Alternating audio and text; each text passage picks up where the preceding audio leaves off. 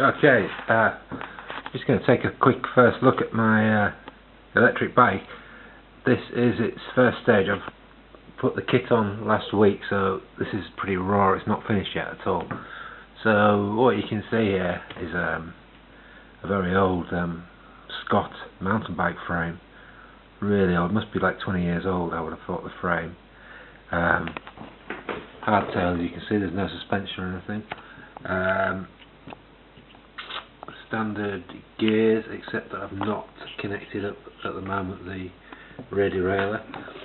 To be honest, at that speed you're not really using those gears. You really need a bigger step, which is why the front one's connected. Oh yeah, I've got some big pedals on there. Those V8s. And anyway, let's get back to the bike before going into detail. What you can see at the back here is two what I call bike bins from bikebins.com. They're made in the UK. They're pretty tough polypropylene or plastic things, which are attached to a rack there, which is a toe-peak rack, which is nice and solid, pretty strong rack. It should take the weight. At the moment, inside here, what I've got inside this one is these are watertight as well, by the way, is what you can see in there is a 48 volt 28 amp hour battery. That's a ping, and you can see it's that should be a bit tighter. I've got foam packing at each side and underneath it, which I won't take out now, to give it some protection from the bumps, which there seems to be quite a lot with it. You see the wear there, that's just the top. And on there you can see, well, actually you can't see any figures on there at the moment, but there's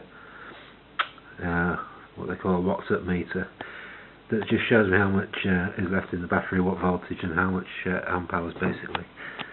And these are, at the moment, these are connected by these what I think are called, can't remember what they're called, T60, which are rated at anyway, they're rated at 60 amps, these connectors, but I've just ordered a cut-off switch because each time I'm plugging in and unplugging these I'm getting a huge spark. Obviously need a proper switch in there to isolate the battery before connecting everything up.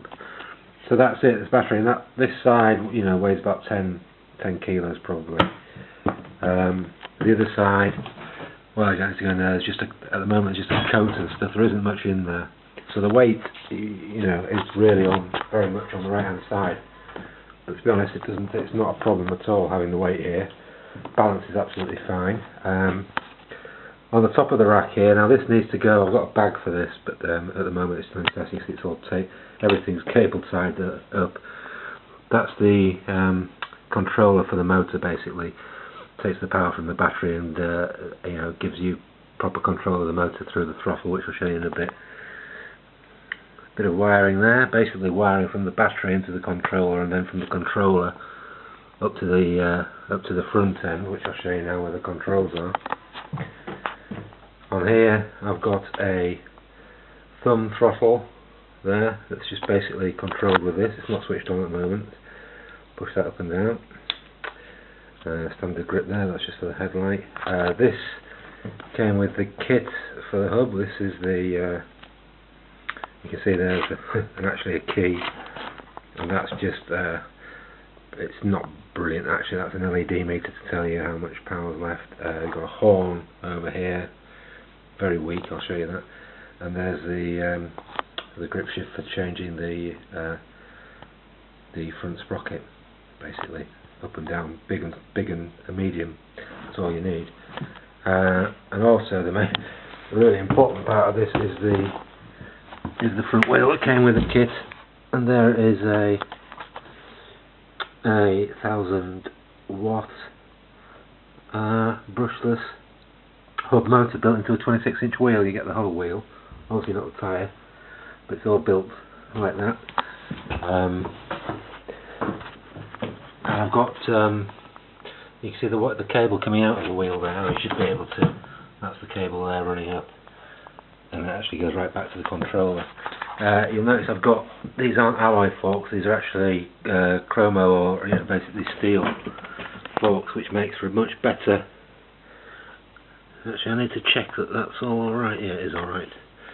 A much better grip. I've heard a lot of people talking about alloy forks with it threading, stripping the lugs out basically. So there's because of the power of the wheel, there is a lot of power. It actually is quite surprising how fast it is. So it's got a key. The battery's in. So I can switch it on there. Now you can see that that's lit up, and so is the throttle there. Again, they're very crude sort of indicators of how much power you've got. But with what I've got in the back there, my WhatsApp meter, I've got a much better idea of what's left. At the moment there's 12.5, which is, because I've been riding it for a couple of hours. I'm testing it at the moment. Here's basically my phone, but it's obviously got GPS and really nice sat nav that allows you to have a bike setting on there. So that's what I use for checking out the speed and how far it goes, etc., and the average driving speed. Oh, it's also got built into that, there are some lights there. They're not bad actually. They're quite bright. They look the part. I've also got a space there for a normal light. The light fitting, these are really, I got some oversized downhill bars that are wide, 70 wide, and they're very thick in the middle. And I've also got a riser stem there, you can see, because this frame's actually a bit too small. What I should have really done is put a bigger frame, but anyway, so I've got this riser stem to bring the bars up, and then the bars risen even higher to give you if you look at the profile of the saddle to the bars, the saddle's really, really low. You wouldn't normally ride like that. You can see my legs are almost bent. That's a good saddle as well. It's got really good elastomers in it, Cell Royale thing. That's pretty comfortable because it is quite bumpy, as you can imagine, with no suspension at all. That's the kind of thing you need. Okay, well I think I've waffled on for long enough. I'll just give you a quick spin with the throttle so you can actually see the wheel turning, but I can't do much in the kitchen, so you have to bear with me. It's pretty heavy. You could lift the whole bike, but it's not easy. How am I going to hold the camera and do this? I'll just show you. There we go.